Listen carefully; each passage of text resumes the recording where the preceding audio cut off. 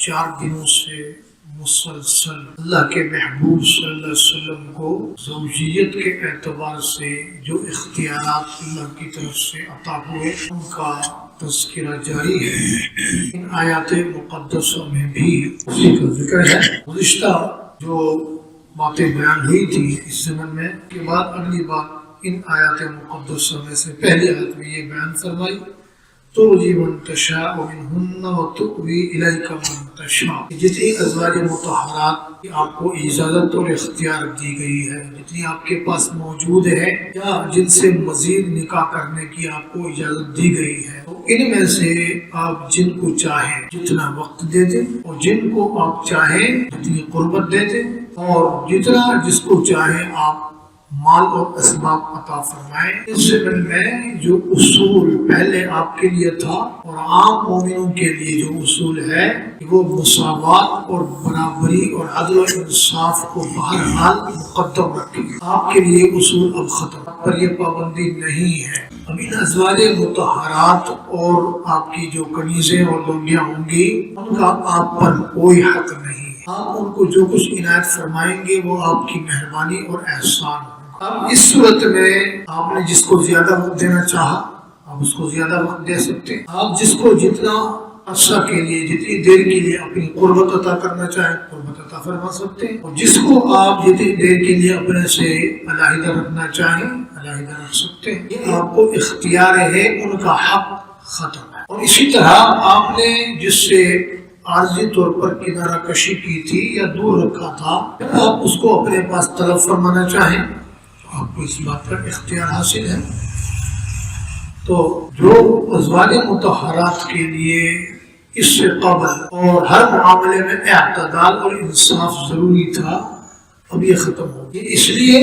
کہ تاکہ آپ کے لیے تنگی نہ رہے۔ اور دوسری بات یہ ہے ان کو بھی آنکھوں کی ٹھنڈک کامل طور پر میسر ہو،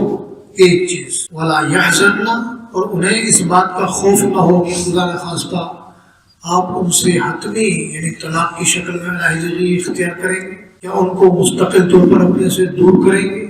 یہ خوف بھی انہیں دامنگیر نہیں رہے گا۔ اور وَيَرْضَيْنَ بِمَا آتَيْتَهُنَّ كُلُّهُنَّ، آپ ان میں سے جن کو جو بھی عطا فرمائیں گے مال کے اعتبار سے یا قربت کے اعتبار سے اس پر وہ آپ کی طرف سے عنایت سمجھ کر بخوشی راضی ہوں گی، وہ ساری کی ساری، کیونکہ اب ان کا حق ختم ہو گیا، ان کا اختیار ختم ہو گیا۔ آپ کی مرضی پر یہ بات منحصر ہوئی، آپ جس کو چاہے قریب رکھیں جس کو چاہے دور رکھیں، جسے جتنا چاہے آپ قرب عطا فرمائیں۔ اور اس وجہ سے آپ جس کو قربت عطا فرمائیں گے وہ اپنا حق نہیں سمجھیں گے، آپ کا احسان سمجھیں گے، اس لیے وہ خوش رہیں گے۔ تو یہ بھی کوئی کم چیز ہے کہ آپ کی زوجیت میں ہونا، یہ بھی بہت بڑا احسان ہے آپ کی زوجیت میں ہونا۔ اسی لیے اللہ کریم نے آپ کو ایک تو یہ کھلی اجازت عطا فرمائی کہ جتنی ازواج مطہرات آپ کے پاس موجود ہیں ان کے علاوہ بھی آپ جتنی چاہیں اختیار کر سکتے ہیں اپنی زوجیت میں، مگر کچھ حدود کے ساتھ۔ اللہ نے بیان فرمایا جیسے گزشتہ آیت میں گزرا کہ آپ اپنی دھدیالی اور ننیائی خاندان کی خواتین میں سے ان خواتین کے ساتھ نکاح فرما سکتے ہیں جنہوں نے ہجرت کی، اور اسی طرح ان کے علاوہ دیگر مومن خواتین میں سے آپ ان کو اختیار فرما سکتے ہیں جو اپنا آپ کے لیے ہبہ کر دیں، وقف کر دیں غیر مہر کے، آپ ان سے بھی نکاح فرما سکتے ہیں۔ مگر اس سب اختیار کے باوجود اللہ کے محبوب صلی اللہ علیہ وسلم نے ایسا نہیں فرمایا۔ جتنی ازواج مطہرات تھی نہ ان میں اضافہ فرمایا اور نہ ایسی کوئی خاتون احادیث اور تاریخ میں ثابت ہوتی ہے جس نے اپنے آپ کو ہبہ کر دیا ہو اور آپ نے اس کا اضافہ فرمایا ہو۔ تو ان آیات کے نزول کے وقت جتنی خواتین جتنی ازواج مطہرات آپ کی خدمت میں موجود تھی حیات اتنی ہی رہی ہے، اضافہ نہیں ہوا، کمی ہوئی ہے۔ جو آپ کی زندگی میں رحلت فرما گئی وہ کم ہو گئی ہے، مگر آپ نے اضافی شادیاں نہیں کی۔ اور اتنے اختیار کے باوجود آپ نے ان سب کو یا کسی ایک کو اپنے سے دور نہیں رکھا، اس کے باوجود آپ نے اعتدال قائم رکھا اور سب کو آپ نے ترتیب کے مطابق ان کو راتیں اختیار فرمائی، اور اسی طرح نان نفقہ اور خرچہ جو تھا وہ بھی آپ نے اعتدال اور انصاف کے ساتھ سب کو پہنچایا۔ البتہ اتنا ہے کہ جب آپ کا مرض الوفات کا آخری زمانہ تھا، اس میں چونکہ روزانہ گھروں کو تبدیل کرنے میں آپ کے لیے کافی زحمت تھی، آپ اپنی مرضی سے خوشی سے کسی گھر میں رہنا چاہتے تو جیسے واضح ہی آیات مقدسہ میں آپ کو کامل اختیار تھا، اس کے باوجود بھی آپ نے اپنے اس اختیار کو استعمال نہیں فرمایا، بلکہ روایت میں جو آتا ہے ان دنوں میں آپ ہر ایک امت کی ماں سے، زوجہ محترمہ سے پوچھتے تھے، یا موجود جو لوگ ہوتے ان سے پوچھتے تھے آج کس کی باری ہے، اور پھر ساتھ یہ بھی فرماتے تھے کہ عائشہ کی باری کس دن ہے۔ آپ کا طبی میلان اما عائشہ کی طرف زیادہ تھا، محبت زیادہ تھی، مگر طبی میلان اور محبت یہ تو اختیاری چیز نہیں ہے۔ اختیاری چیز میں باوجود اللہ کی طرف سے اختیار حاصل ہونے کے آپ نے اعتدال قائم رکھا۔ یہ جو غیر اختیاری اور طبی چیزیں ہیں تو یہ تو بندے کے اختیار میں نہیں ہے، اس لیے جب سب نے محسوس کیا، ازواج مطہرات نے بھی محسوس کیا، تو سب نے اپنی باری معاف کر کے اما عائشہ کے گھر میں آپ کو بھیج دیا۔ اس سے قبل بھی ام المومنین حضرت سودا رضی اللہ تعالی عنہا، جو عمر میں تمام ازواج مطہرات سے بڑی تھی، انہوں نے اپنی باری آپ کی طبی میلان کی وجہ سے معاف کر کے حضرت اما عائشہ کے لیے اپنی باری ہبہ کر دی تھی، باوجود اس کے کہ آپ کی قربت کو کون نہیں چاہتا تھا۔ ایک دوسروں پر، اپنے آپ پر دوسروں کو ترجیح دیتے تھے، اور ایسے آپ کی ترجیح کا بھی وہ خیال رکھتے تھے۔ تو یہ تھوڑا سا احوال اس آیت کے ضمن میں، اور اگلی آیت مبارکہ میں فرمایا لا یحل لک النساء من بعد ولا ان تبدل بهن من ازواج۔ اب آخر میں اللہ کریم نے یہ حکم دیا کہ اب اس کے بعد یہ جتنی تفصیل اب تک بیان ہو چکی ہے، اس کے بعد اب آپ کو ان کے علاوہ مزید نہ کسی خاتون کے ساتھ نکاح اور شادی کرنے کی اجازت اور اختیار ہے، اور نہ یہ جتنی ازواج مطہرات ہیں جنہوں نے دنیا پر اللہ اور رسول کو ترجیح دی ہے، نہ ان میں سے کسی کو تبدیل کرنے کا آپ کو اختیار ہے۔ جب انہوں نے دنیا کو پس پشت ڈال کر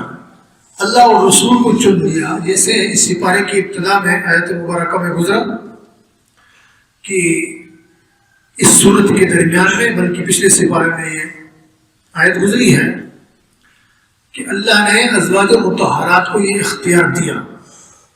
کہ اگر آپ دنیا چاہتی ہیں تو اللہ اور اللہ کا رسول تمہیں دنیا دے دیں گے، رسول کی صحبت سے کنارہ کش ہو جاؤ، الگ ہو جاؤ، اس علیحدگی کا اختیار تمہیں خود ہے۔ اور اگر اللہ اور رسول کی محبت چاہتے ہو، اللہ اور رسول چاہتے ہو، تو پھر پیغمبر کی نکاح میں رہو، جو پیغمبر دے اور اس طرح کا پیغمبر برتاؤ کرے اس پر تم صبر کرو گے تو پھر آخرت میں تمہارے لیے بہت بڑا آ جائے۔ تو ہم نے وہ پڑھا اور سنا، اور اس بات پر ہم نے کامل سر حاصل گفتگو کی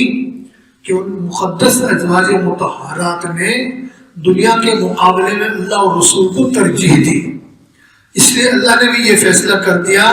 کہ جب یہ ازواج مطہرات آپ کو ترجیح دے رہے ہیں تو آپ بھی کائنات کی تمام خواتین پر صرف ایک کو ترجیح دیں۔ اس سے بھی ازواج مطہرات امہات المومنین کی شان اور مقام واضح ہوتا ہے۔ لا یحل لک النساء من بعد، اور اس کے بعد آپ کے لیے اور کوئی خاتون حلال نہیں ہے، ولا ان تبدل بهن من ازواج، نہ ان میں سے کسی آپ بیوی کو تبدیل کر کے دوسری کو خدا نخواستہ طلاق کی شکل میں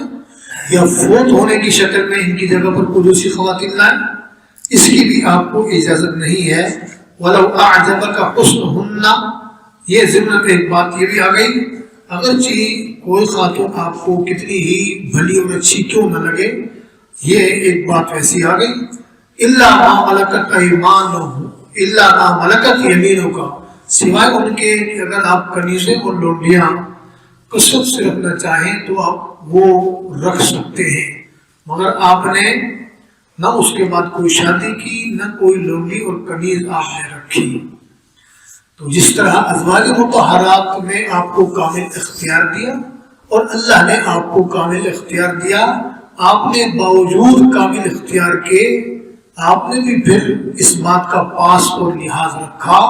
اپنے اس اختیار کو آپ نے استعمال نہیں فرمایا، انہیں مقدس ازواج مطہرات کو ہی ترجیح دی اور ساری زندگی آپ نے جو بقیہ تھی انہی کے ساتھ گزاری۔ وَكَانَ اللَّهُ عَلَىٰ كُلِّ شَيْءٍ رَقِيبًا، آخر میں اللہ نے فرمایا اللہ ہر چیز پر نگہبان ہے، ہر ایک کے ہر ایک عمل سے بھی وہ واقف ہے، اور ہر ایک کا نگہبان اور ہر ایک کا دیکھنے والا، ہر ایک کے اعمال سے واقف اللہ ہے۔ تو یہاں پر آپ صلی اللہ علیہ وسلم کے بارے میں یہ جو ازدواجی تعلقات اور معاملات کے بارے میں گفتگو تھی یہ مکمل ہو گئی۔ آگے بھی آپ سے متعلق ہی ہے آیت مبارکہ میں، انشاءاللہ وہ آیت مبارکہ آئندہ پڑھی جائے گی اور اس کا مفہوم اور خلاصہ آئندہ بیان کیا جائے گا۔ اللہ کریم اپنے احکامات